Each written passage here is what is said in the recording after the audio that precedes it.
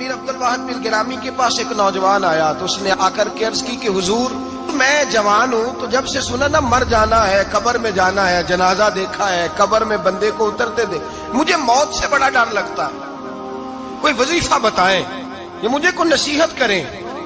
تو میر عبد الواحد بن گرامی رحمت اللہ علیہ فرمانے لگے بیٹے تیری جیب کس طرح کی ہے، پیسے کس طرح کے؟ کہنے لگا حضور بڑا کرم ہے اللہ کا، مالدار ہوں، خوشحال ہوں۔ آپ نے فرمایا ایک پروگرام، یہ نہیں اس کو نفسیاتی طور پہ مطمئن نہیں کیا، نہ آپ نے اسے کوئی وظیفہ بتایا، نہ ذہنی طور پر اسے کوئی لیکچر دیا، کہ فرمایا تیری مالی پوزیشن کس طرح کی ہے؟ کہنے لگا حضور میں الحمدللہ مالدار ہوں، اللہ نے مجھے نوازا ہوا ہے۔ آپ فرمانے لگے اس طرح کر، روزانہ کی بنیاد پہ صدقہ دینا شروع کر، اور فرض نماز کے ساتھ ساتھ روزانہ کی بنیاد پر چند نفل پڑھنے شروع کر، صدقہ روز دے، 10 روپے دے لیکن دینے روزانہ ہے، 15 روپے دے لیکن دینے روزانہ ہے، روزانہ کی بنیاد پر صدقہ کر۔ بچہ کہتا ہے میں بھی حیران تھا کہ حضرت میں تو وظیفہ پوچھنے آیا تھا کہ موت سے ڈر لگتا ہے، انہوں نے مجھے صدقے پہ لگا دیا، نفل پہ لگا دیا، وہ تو کام میں کر رہا ہوں۔ خیر بزرگ تھے، وظیفہ پڑھنے لگا، صدقہ دینے لگا، اللہ اللہ کرنے لگا۔ فرماتے ہیں کچھ دن بیت گئے تو میر عبد الواحد بن گرامی رحمت اللہ علیہ 6-7 ماہ کے بعد دوبارہ ملاقات ہوئی تو فرمانے لگے بیٹے اب تیرا کیا حال ہے؟ تو وہ نوجوان کہنے لگا حضور اب مجھے مرنے سے ڈر نہیں لگتا، بلکہ اب تو میرا مرنے کو دل کرتا ہے، تو دل کرتا ہے، ڈر نہیں لگتا، اب دل کرتا ہے۔ اور حضور آپ نے میرے ساتھ کیا کیا ہے کہ میرا تو دل کرنے لگا ہے مرنے کو، خوف نکل گیا ہے، دل کرنے لگا ہے میں جاؤں۔ تو بڑا خوبصورت ارشاد فرمایا، کیا بات ہے، اللہ والوں کی باتیں اللہ کے لشکروں میں سے لشکر ہوتی۔ میر سید عبد الواحد بن گرامی رحمت اللہ علیہ فرمانے لگے بھائی جس جگہ آدمی کی پراپرٹی ہوتی ہے، جس جگہ اس کا مکان ہوتا ہے، جس جگہ اس کی جائیداد ہوتی ہے، وہاں اس کا جانے کو دل کرتا ہے۔ فرمایا اب تو نے صدقہ دے کے نفل پڑھ کے جنت میں اپنا مکان بک کرا لیا ہے، اب وہاں تیرا پلاٹ ہو گیا ہے، اب تیرا ڈر نہیں لگے گا، اب تیرا جنت میں جانے کو دل کرے گا، اب تیرا وہاں جانے کو جی چاہے گا جہاں آدمی کی زمین نہیں ہوتی، جگہ نہیں ہوتی، سر چھپانے کو مکان نہیں ہوتا۔ بھائی نبی کریم صلی اللہ علیہ وسلم کی بارگاہ میں حضرت عمر آئے، بخاری مسلم میں موجود، کہتے ہیں حضور اٹھے چارپائی سے تو نبی پاک کے کمر مبارک پر موٹے موٹے بان کے نشان تھے۔ عرض کی یا رسول اللہ صلی اللہ علیہ وسلم کیسر و کسرا تو اتنی موج میں ہے، یا رسول اللہ وہ تو اتنی موج کر رہے ہیں اور آپ اس تکلیف میں۔ تو محبوب نے فرمایا عمر کیا تم یہ پسند نہیں کرتے کہ وہ دنیا میں موج کر لے اور اللہ آخرت کی ساری عزتیں ہمیں ہی عطا فرما دے؟ فرمایا میں تمہاری دنیا سے کچھ لینے نہیں آیا، میں تو بطور مسافر یہاں وقت گزار کے پیغام الہی دینے آیا۔ تو میرے بھائی جب توحید باری تعالیٰ پر توجہ ہوتی ہے پھر دنیا کی لذتوں پہ دل نہیں لگتا، پھر انسان ساری محنت آخرت کے لیے کرتا ہے، پھر اس کا خیال آخرت کی طرف رہتا ہے۔ اور میرے اعلیٰ حضرت فاضل و محدث بریلوی رحمت اللہ تعالیٰ علیہ فرماتے ہیں جب تیری توجہ توحید باری تعالیٰ کی طرف ہوتی ہے نا پھر تو اپنے آپ کو سنبھال کے نہیں رکھتا، پھر تو تیرا دل کرتا ہے میں جیوں بھی تو اللہ کے لیے، مروں بھی تو، بول کے بتائیے، جیوں بھی تو اور مروں بھی تو، میری زندگی کا مقصد تیرے دین کی سرفرازی، میں اسی لیے مسلمان، میں اسی لیے نمازی۔ پھر دل کرتا ہے کہ جینا مرنا اللہ کے لیے ہو۔ پھر صحابہ حضور کی بارگاہ میں آ کے سفارشیں کرتے۔ حضرت ابو سعد خزیمہ، بڑی عجیب حدیث اور بڑا نرالا رنگ اس روایت کا، حضرت ابو سعد خزیمہ رضی اللہ تعالیٰ عنہ، ان کے بیٹے، ان کا نام سعد تھا، بیٹے بدر میں شہید ہو گئے۔ حضور نے احد کے لیے اعلان کیا تو حضرت خزیمہ آئے نبی پاک کی بارگاہ میں اور آ کے کھڑے ہوئے تو عرض کرنے لگے محبوبہ میں دعا کرانے آیا ہوں۔ صحابہ کہتے ہیں لبو لہجے میں اتنا حسن تھا، گفتگو میں اتنی مٹھاس تھی، اس کی بولی کے اندر اتنا پیار تھا کہ ہمارے دل مائل ہو گئے کہ یہ کیا کہنے آئے۔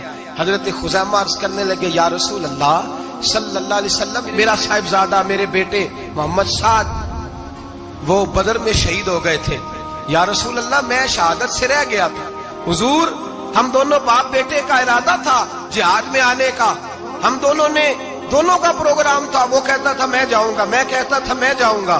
پھر ہم نے قرآن اندازی کی تو قرہ میرے بیٹے کے نام نکلا، بیٹا میرا آیا بدر میں، پھر اللہ تبارک و تعالیٰ نے اسے شہادت عطا فرمائی، وہ شہید ہو گیا۔ یا رسول اللہ صلی اللہ علیہ وسلم، آپ نے کل اعلان فرمایا ہے کہ احد کے لیے جانا ہے، اور رات ہی کو میرا بیٹا مجھے خواب میں ملا ہے، اور میں نے دیکھا ہے وہ تو جنت کی نہروں کے قریب سیریں کر رہا ہے، اور مجھے کہہ رہے ابا جی جلدی آ جائیں، یہاں مل کے رہیں گے، مل کے وقت گزاریں گے۔ یا رسول اللہ صلی اللہ علیہ وسلم، میں بے چین ہو گیا ہوں اس کے پاس جانے کے لیے، دعا فرمائے اللہ مجھے بھی شہادت عطا فرما دے، اللہ مجھے بھی شہادت دے دے۔ صحابہ کہتے ہیں اس کی عجیب، اس کا دعا کرانے کا، ہم نے تو دیکھا تھا لوگ دعا کرانے آتے ہیں کوئی مصیبت کے لیے، کوئی پریشانی کے لیے، کوئی آزمائش کے لیے، کوئی بیماری کے لیے۔ یہ مصطفیٰ کریم کے صحابہ کا بارگاہ خداوندی پر اعتماد، توحید باری تعالیٰ پر نظر، کہ وہ کہتے ہیں ہم تو اللہ کے لیے جان دینے کی دعا کرانے آئے، دعا کریں اللہ ہمیں اپنے رستے میں شہادت کی موت دے۔ صحابہ کہتے ہیں نبی پاک نے دعا فرمائی، پھر ہم نے حضور کی دعا کو قبول ہوتے بھی دیکھا، ہم نے اپنی آنکھوں سے مصطفیٰ کی دعا کو قبول ہوتے دیکھا، ہم نے جناب خزیمہ کو احد کے میدان میں شہید ہوتے دیکھا، اور میرے رسول پاک صلی اللہ علیہ وسلم کے صحابہ ان کی طرف دیکھتے تو رشک کرتے، فخر کرتے، کہتے دیکھو یہ وہ غلام ہے جو حضور سے دعا لے کر کے دنیا سے گیا۔ آج جو لوگوں کا مرنے کو دل نہیں کرتا، آج بڑی بڑی بلڈنگیں بناتے ہیں، بڑی بڑی عمارتیں کھڑی کرتے ہیں، بڑی بڑی جائیدادیں بناتے ہیں، ہر بینک میں اکاؤنٹ کھلواتے ہیں، سرمایہ، پیسہ، دنیا داری بناتے ہیں، تعلقات بناتے ہیں، سیاسی سماجی رشتے، دنیا داری کے جھوٹ کے ناطے۔ توحید باری تعالیٰ پر جب اعتماد ہوتا ہے تو انسان جس رشتے کو مضبوط کرنا چاہتا ہے وہ یا خدا کا رشتہ ہوتا ہے یا محمد مصطفیٰ کا رشتہ ہوتا ہے، باقی تو پھر اس کی توجہ ہٹ جاتی، باقی تو ہٹ جاتی ہے توجہ، پھر وہ یہ دیکھتا ہے کہ خدا رسول کے ساتھ رشتہ کس طرح مضبوط ہو سکتا ہے۔ میرے بھائی، توحید باری تعالیٰ اللہ کے رستے میں مرنے کا جذبہ دیتی ہے، راہ الہی میں نکلنے کا شوق پیدا کرتی ہے۔ اللہ تبارک و تعالیٰ کی توحید جب تو کامل طور پر مانتا ہے پھر تیرا آگے بڑھنے کو دل کرتا ہے۔ حضرت سیدنا انس بن مالک رضی اللہ تعالیٰ عنہ فرماتے ہیں، الترغیب والترہیب میں حدیث مبارکہ موجود ہے، فرماتے ہیں احد کے میدان میں یا اس کے علاوہ کوئی ایسا موقع تھا کہ ایک صحابی حضور کی بارگاہ میں آئے، عرض کرنے لگے یا رسول اللہ صلی اللہ علیہ وسلم، ایک تو میں غریب ہوں، دوسرا میری شکل صورت خوبصورت نہیں، تیسرا میرے وجود سے بدبو نکلتی ہے، کوئی میرے قریب نہیں بیٹھتا، اگر میں اللہ کے رستے میں جہاد کروں، اپنی راہ خدا میں جان دے دوں تو بتائیے میرا رب مجھے کیا عطا کرے گا؟ تو نبی پاک نے فرمایا اگر تو شہید ہو گیا تو سارے دروازے کھل جائیں گے جنت کے، سیدھا جنت میں جائے گا۔ یقین کامل دیکھیے، احد کے میدان میں تلوار پکڑی، جہاد کیا، شہید ہو گئے، صحابہ کہتے ہیں نبی پاک اس کے سرانے آ کے کھڑے ہوئے، اور کیا خوبصورت جملے ارشاد فرمایا اللہ تبارک و تعالیٰ نے اس کی بدصورتی کو خوبصورتی میں بدل دیا ہے، اللہ نے اس کے وجود سے آنے والی بدبو کو خوشبو سے بدل دیا، اور نبی پاک علیہ السلام فرمانے لگے جنت کی حور دروازہ کھول کے اسے کہہ رہی ہے آ جا جلدی جلدی، اللہ نے تیرا نکاح میرے ساتھ فرما دیا ہے، جلدی آ جا، میں تیرے استقبال کو کھڑی۔ میرے عزیز، کچھ لوگ ایسے ہیں جن سے عذاب قبر ہوگا ہی نہیں۔ میرے رسول کریم صلی اللہ تعالی علیہ وسلم نے ارشاد فرمایا کہ جو اللہ کے رستے میں شہید ہو گیا، یہ سنن نسائی میں موجود ہے، اسے عذاب قبر نہیں ہوگا، بلکہ ایک حدیث میں تو فرمایا حساب کتاب ہی نہیں ہوگا، اللہ بغیر سوال جواب کے جنت عطا فرما دے۔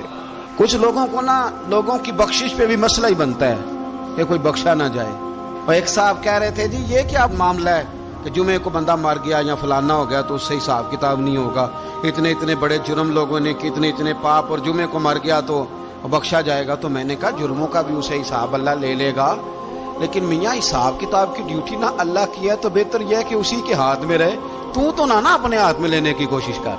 سنن ترمذی کی حدیث، ہمیں پتہ نہیں کیا مصیبت ہے، ہمیں پتہ نہیں کیا مسئلہ ہے۔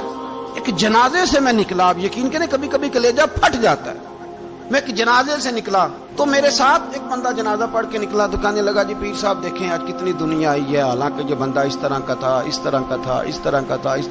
میں نے اسے کہا یار تجھے تو فکر ہی لگ گئی ہے کہیں جنت میں چلا ہی نہ جائے، تو اس طرح کرنا جنت کے دروازے کے سامنے کھڑے ہو جانا ڈنڈا لے کے کہ میں نے نہیں جانے دینا۔ شرم آنی چاہیے ہمیں۔ اللہ فرماتے ہیں جنت اتنی چوڑی ہے جتنے زمین و آسمان، اس کی چوڑائی زمین اور آسمان کے برابر ہے، تو ہم تو اپنے علاوہ کسی کو جانے نہیں دینا چاہتے جنت میں۔ اور بس کریں، جنت خدا کا فضل ہے، اور اللہ فرماتے ہیں میرا فضل میں جسے چاہتا ہوں عطا کرتا ہوں۔ یہ سنن ترمذی کی حدیث، اور اس کے راوی حضرت عبداللہ ابن عمر رضی اللہ تعالیٰ عنہ، نبی پاک علیہ السلام نے فرمایا جو مسلمان جمعے کے دن یا جمعے کی رات کو فوت ہو اس کو اللہ تعالیٰ قبر کی آزمائش سے محفوظ رکھتا ہے۔ جو جمعے کی رات فوت ہو جائے یا جمعے والے، یعنی جمعے رات اور جمعے کی درمیانی رات چلا جائے یا جمعے والے، تو اللہ اسے عذاب قبر سے، تو میرے عزیز جو بندہ شہید ہو اس سے عذاب قبر نہیں ہوتا، جو آدمی جمعے کے دن یا جمعے کی رات چلا جائے اسے بھی عذاب قبر نہیں ہوتا۔ اور میرے رسول کریم صلی اللہ تعالی علیہ وسلم نے فرمایا جو بندہ ایک دن اور ایک رات، یہ حدیث صحیح مسلم میں، سنن ترمذی میں، مصنف عبدالرزاق میں موجود ہے، ایک دن اور ایک رات اللہ کی رضا کے لیے اسلامی سرحد پہ پہرا دے۔ میں اور آپ سوئے ہوئے ہیں، لیکن وہ لوگ جو فوجی بارڈروں پہ کھڑے ہیں، دیکھو مدینے والے محبوب کس کس پہ کرم فرماتے ہیں۔ ساری عمر نہیں، 24-25 سال کی سروس نہیں، فرمایا ایک دن اور ایک رات اللہ کی رضا کے لیے جو اسلامی سرحد پر پہرا دے، مسلمانوں کو کافروں سے بچائے، رب اسے عذاب قبر نہیں دے گا، اسے اللہ تعالیٰ اپنے فضل سے معاف فرما دے گا۔ ایک رات اور ایک، آپ کیا سمجھتے ہیں کہ ان فوجیوں کی کوئی چھوٹی شان ہے؟ ان کا کوئی چھوٹا مرتبہ ہے؟ ایک دن اور ایک رات اگر یہ پہرا دیں تو اللہ انہیں اتنا انعام عطا کرتا ہے۔ اسی طرح سن لو، یہ ذرا غور سے سننا، ابن ماجہ کی حدیث، اور اس کے علاوہ مسند ابو یعلا میں موجود حدیث کے راوی حضرت ابو ہریرہ رضی اللہ تعالی عنہ، حضور صلی اللہ تعالی علیہ وسلم نے فرمایا جو شخص بیماری سے فوت ہوا، قربان جاؤں میرے محبوب نے بیماری کا نام ہی نہیں لیا، فرمایا کوئی بھی بیماری ہو، فرمایا جو آدمی بیماری سے فوت ہوا اللہ اسے شہادت کی موت عطا فرمائے گا، اور وہ عذاب قبر سے اور قبر کے امتحان سے بھی محفوظ رہے گا، اور حضور فرماتے ہیں اس کو صبح اور شام جنت کے باغوں میں سے رزق دیا جائے گا۔ جو کسی بھی بیماری سے مرا، یہ لوگ بیماری سے مر رہے ہیں تو لوگوں نے اچھوت سمجھ رہے ہیں، اچھوت، یہ اچھوت نہیں ہے، اس لیے کہ لوارث نہیں، یہ خدا رسول کے ماننے والے ہیں، تم انہیں اچھوت کہہ رہے ہو، اور مدینے والے رسول انہیں شہید فرما رہے ہیں۔ حضور نے فرمایا جو بیماری سے مرے شہید ہے، وہ قبر کے عذاب سے محفوظ رہے گا اور جنت کے باغوں میں سے اللہ رزق دے گا۔ لوگ کہتے ہیں دیکھو جی بڑا تانگ ہو کے دنیا سے گیا ہے، تو اس بندے کو بھی عذاب قبر نہیں ہوتا۔ اسی طرح جو بندہ سورہ ملک پڑھتا ہے، سنن ترمذی میں حضرت ابن عباس سے روایت ہے کہ حضور صلی اللہ علیہ وسلم کے ایک صحابی نے ایک جگہ خیمہ لگایا تو وہاں سورہ ملک پڑھنے کی آواز آتی تھی، کوئی بندہ پڑھنے والا نظر نہیں آتا تھا۔ جب حضور کی بارگاہ میں عرض کیا تو فرمایا وہاں قبر تھی، اور قبر کے اندر بیٹھ کے میرا صحابی سورہ ملک کی تلاوت کر رہا تھا۔ اگر ہمیں خسرہ نمبر یاد ہو جاتا ہے نا اپنی جگہ کا، اور ہمیں پتہ ہوتا ہے کہ میرے والا حصہ کتنے کروڑ کا ہے، اگر ساری کہانیاں ہمیں یاد ہوتی ہیں تو سورہ ملک بھی ہمیں یاد ہو سکتی ہے۔ موبائل پہ اس کو ریکارڈ کر لیں، پھر اس کو سنیں کبھی بھی سورہ ملک میں۔ اور ہمارے سلسلہ عالیہ میں تو سورہ ملک وظیفہ ہے، ہمارے الوظیفۃ الکریمہ میں اعلیٰ حضرت نے لکھا ہے کہ رات کو سورہ ملک اور سورہ یاسین کے بغیر سونا نہیں۔ سورہ ملک اتنی شاندار سورت ہے کہ نبی پاک صلی اللہ علیہ وسلم نے فرمایا یہ قیامت کے دن اللہ کی بارگاہ میں ناز سے جھگڑا کرے گی اور کہے گی اے اللہ یہاں تو میرے پڑھنے والے کو جنت عطا فرما یا مجھے قرآن پاک سے علیحدہ کر دے، تو رب کریم پھر اپنے فضل سے پڑھنے والے کو جنت عطا کرے گی۔ میری اپیل ہے ہر اس شخص سے جو کسی بھی مشکل کا شکار ہے، کسی بھی آزمائش کا شکار ہے، کسی بھی ذہنی پریشانی کا شکار، وہ کسی بھی قسم کے دباؤ کا شکار ہے، کسی الجھن کا شکار ہے، کسی تکلیف میں ہے، کسی درد میں ہے، فقر میں ہے، آزمائش میں ہے، قرض میں ہے، بیماری میں ہے، پریشانی میں ہے، وہ اپنے رب کی بارگاہ میں استغفار پڑھے، استغفر اللہ ربی من کل ذنب واتوب الیہ، کثرت کرے، نہیں تو استغفر اللہ استغفر اللہ استغفر اللہ کثرت سے پڑھے۔ کسی بھی صورت میں اپنے مالک کے حضور استغفار کرتا رہے، کرم ہوتا رہے گا، رحمت ہوتی رہے گی، بخشش ملتی رہے گی، اللہ درگزر فرمائیں گے۔ حضرت امام حسن سے آ کے وظیفہ پوچھا، اس شخص نے کہا حضور اولاد کوئی نہیں تو وظیفہ بتائے، تو آپ نے فرمایا استغفار پڑھا کر، کیا کر؟ اس نے کہا ٹھیک ہے۔ تو حضور پھر میں دوبارہ کب آؤں؟ تو امام حسن کہنے لگے بے اولاد ہے نا تو، استغفار کا وظیفہ بتایا نا؟ کہا ہاں۔ فرمانے لگے اب اس وقت آنا جب اللہ تجھے 10 بیٹے عطا کرے گا۔ کتنے؟ 2 4 نہیں، 10 ہی کہہ دیے۔ تو حضرت امیر معاویہ رضی اللہ تعالیٰ دیکھا، کہنے لگے حسن اتنا بڑا دعویٰ؟ آپ فرمانے لگے میں نے کہہ دیا نا تو اللہ فضل کرے گا، ہاں ہاں اللہ خیر کرے گا، خیر ہو جائے گی۔ وہ شخص کئی سالوں کے بعد آیا، کئی سالوں کے بعد، تو حضرت امیر معاویہ کو بھی ساتھ لایا، کہنے لگا حضور اللہ کے فضل سے اللہ نے 10 بیٹے عطا فرمائے، پورے 10 ہی اللہ نے دیے۔ تو حضرت امیر معاویہ کہنے لگے جناب بات تو آپ کی سچی ہو گئی، پر مجھے بھی بتائیے وظیفہ کہاں سے لیا؟ فرمانے لگے قرآن پاک سے، سورہ نوح کی 10 11 12 آیت پڑھو۔ اللہ فرماتے ہیں تم استغفار پڑھو، میں تمہاری بیٹوں سے بھی مدد کروں گا، مالوں سے بھی مدد کروں گا۔ تو میں نے استغفار بتائی تھی اور قرآن میرے اللہ کا ہے، رب کا وعدہ جھوٹا ہو سکتا؟ فرمایا 10 بیٹے ملنے تھے، میں نے کہہ جو دیا تھا۔ وہ میرے بھائیوں یاد رکھیں، استغفار اللہ کی رحمت نازل کرتا ہے۔ ایک ہوتا ہے خوف، ایک ہوتی ہے خشیت۔ خوف والے لوگ توبہ کرتے ہیں، خشیت والے استغفار کرتے ہیں۔ ایک ہوتا ہے خوف، ایک ہوتی ہے خشیت والے استغفار کرتے ہیں۔ نبی کریم علیہ السلام نے فرمایا میں دن میں 100 مرتبہ استغفار کرتا ہوں، دن میں۔ توبہ والا کہتا ہے کہ میں بھول گیا تھا، مجھے معافی مل جائے، اور خشیت والا کہتا ہے میرا یار ناراض نہ ہو جائے، وہ استغفار ہی کرتا رہتا ہے، وہ معافی مانگ۔ حضرت رومی نے مثال دی ہے، فرماتے ایک عورت تھی تو بھیک مانگا کرتی تھی، ایک دن بادشاہ کے دروازے پہ بھیک مانگنے گئی تو بادشاہ کو پسند آ گئی، اس نے نکاح کر لیا۔ 20 کنیزائیں اس بی بی کے پاس تھی خدمت کرنے کے لیے، روٹی دینے کے لیے، کپڑا دینے کے لیے، لیکن وہ ہر وقت روتی رہتی تھی، ہر وقت روتی۔ ایک سمجھدار کنیز کہنے لگی کہ ملکہ اب تیرا درجہ بہت بڑا ہے، تو ہر وقت روتی رہتی ہے، معافیاں ہی مانگتی رہتی ہے ہر وقت، کون سی ایسی نعمت ہے جو تیرے پاس نہیں؟ تو وہ کہنے لگی اس لیے تو روتی ہوں۔ کیا مانا؟ کہنے لگی اس لیے روتی ہوں کہ میں اس قابل نہیں تھی جو مجھے مل گیا، کہیں میرے سر کا سائیں ناراض نہ ہو جائے، وہ کہیں بگڑ نہ جائے، مجھے پتا ہے کہ میں کیا تھی اور مجھے کہاں تک پہنچا دیا، میں روتی اس لیے ہوں کہ کبھی کہیں وہ ناراض۔ حضرت عمر اس لیے روتے تھے کہ کہیں مصطفیٰ ناراض نہ ہو جائے، حضرت ابو بکر اس لیے تڑپتے تھے کہ کہیں اللہ کا فضل روٹھ نہ جائے۔ یہ جو مولا علی اپنے کمرے میں بیٹھ کے زور زور سے استغفار پڑھتے تو اس لیے نہیں کہ بڑے پاپ تھے جن کی معاذ اللہ معافی مانگتے تھے، اس لیے کہ رب رسول کہیں ناراض نہ ہو۔ خشیت تھی کہ جہاں ہم پہنچے ہوئے کہیں وہاں سے واپس۔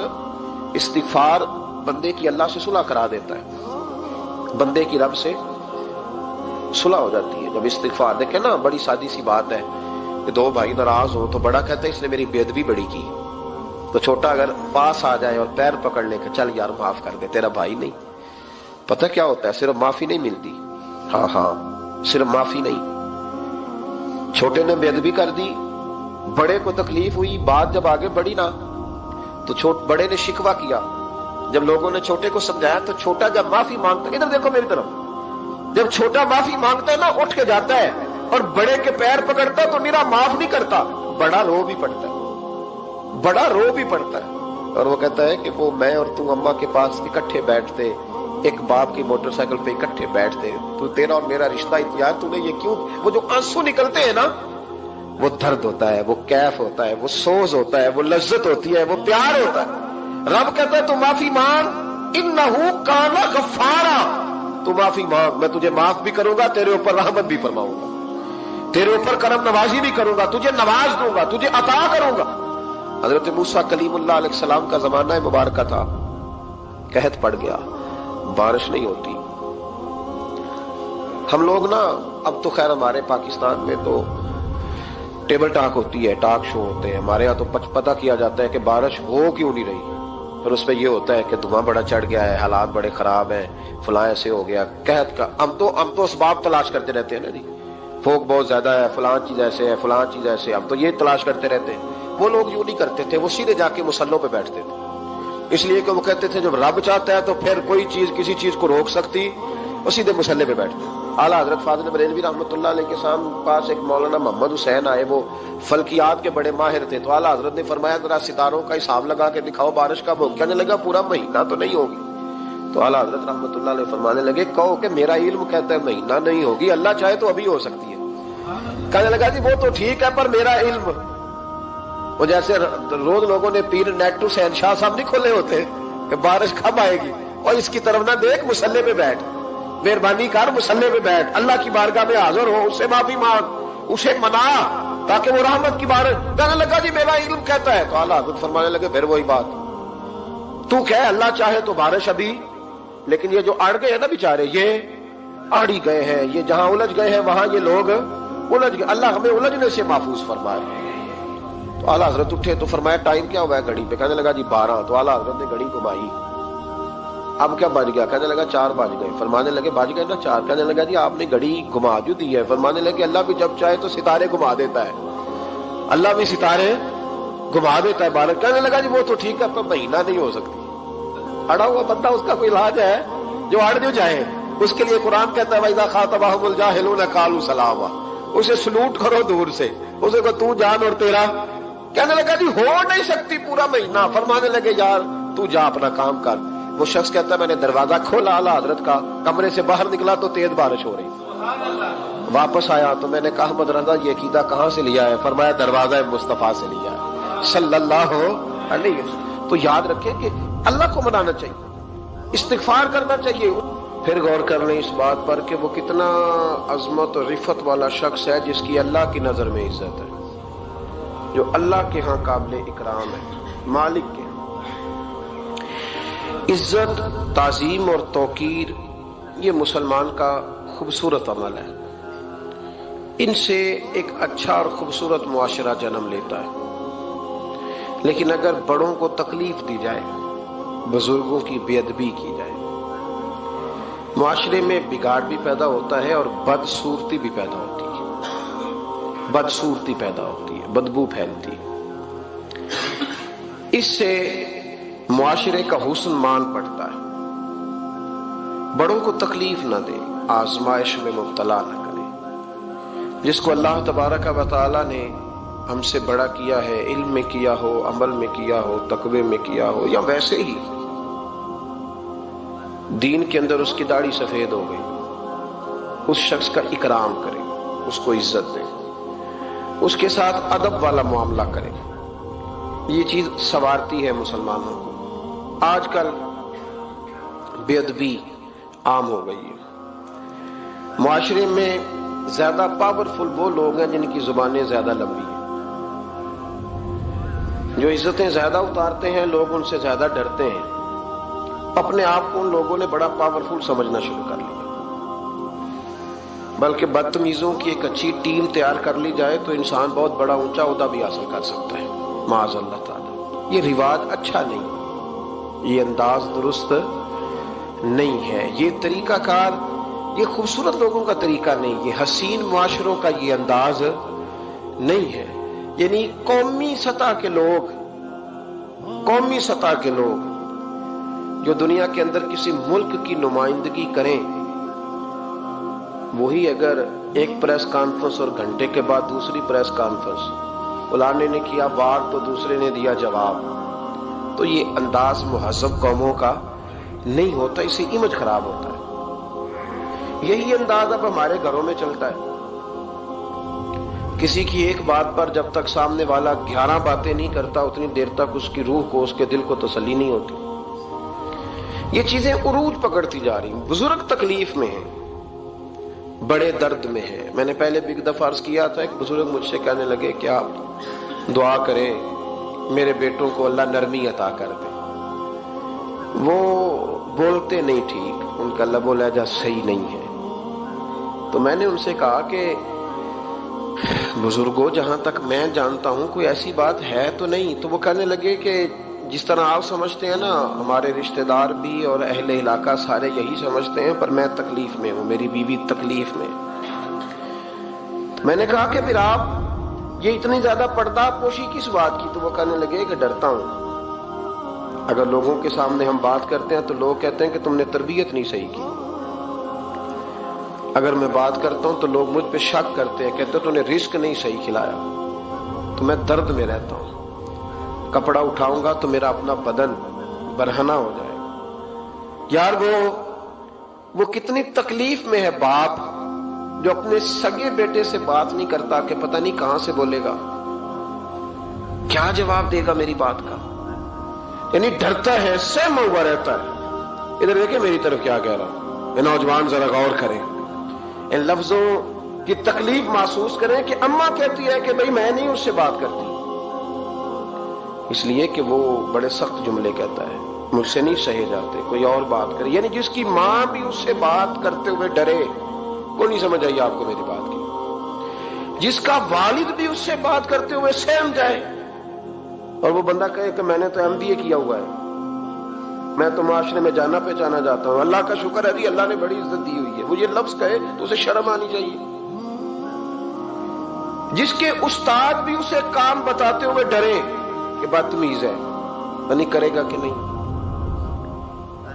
اگلے لفظ اس سے بھی خطرناک ہیں، جس کا مرشد بے جھجک جسے کام ہی نہ بتا سکے اور جس کو کام کہنا ہی چھوڑ دے، جس کے حوالے سے لوگ خاموش ہو جائیں کہ بس مطلب کیا ضرورت ہے، جب اس پہ بات بوجھ بنے گی تو اس شخص کو پھر سوچنا چاہیے نا کہ وہ زندگی کس لیے گزار رہا، اس کا پھر انداز کیا ہے۔ بزرگ جن کی وجہ سے تکلیف میں ہو، آزمائش میں ہو، درد میں ہو، اور یار جو آدمی نیک ہو رب فرماتا ہے اس کا تو میں حیا کرتا ہوں، اللہ کہتا ہے اس کی تو میں قدر کرتا ہوں، میں اس کی۔ دیکھیں نا میرے نبی کریم صلی اللہ علیہ وسلم نے فرمایا جب سفید داڑھی والا شخص قبر میں جاتا ہے، یہ ترمذی کی حدیث ہے، تو رب کریم فرماتا ہے فرشتوں اسے عذاب نہ دینا، مجھے حیا آتی ہے، یہ سفید بال لے کے آ گیا۔ تو جس کی اللہ حیا کرے اس کی میں نہ کروں، اس کی نوجوان نہ کرے، اس کا سیان، جس کی اللہ حیا کرے اس کی ہم حیا ہی نہ کریں، ہمارا لب و لہجہ خطرناک اور خوفناک حد تک چلا جائے، ہمیں ڈھب اور سلیقہ ہی نہ ہو، ہم کہیں او گرم خون ہے جی ذرا احتیاط سے بات کرنا، کیا مانا ہوا اس بات کا؟ گرم خون اور ہوتا ہے اور بے ادبی والا خون اور ہوتا ہے، ان دونوں میں فرق ہوتا ہے، اس کو سمجھنا چاہیے۔ باپ کے سامنے بھی اب یہ اس کا ابا بھی سوچ کے بات کرے، اس کے ساتھ اماں بھی سوچ کے بات کرے، اس کا استاد بھی سوچ کے بات کرے گا۔ اسلام ادب والا دین ہے، احترام والا دین ہے، یہ آداب سکھاتا ہے، یہ کہ